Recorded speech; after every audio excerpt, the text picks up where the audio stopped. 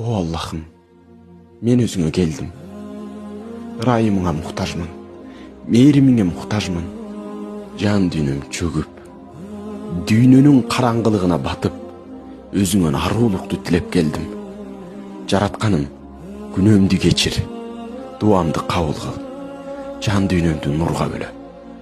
Акыйкатта жүрөктөргө тынчтык бере турган, жан дүйнөнү ырахатка бөлөй турган сенсиң. Жакшылыкта, жамандыкта бир өзүңдөн.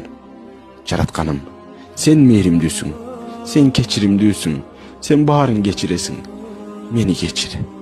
О Аллахым, эки дүйнө бактылуулардын катарында кыла көр.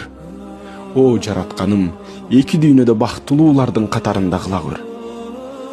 О жаратканым, ыйманга бекем кыл.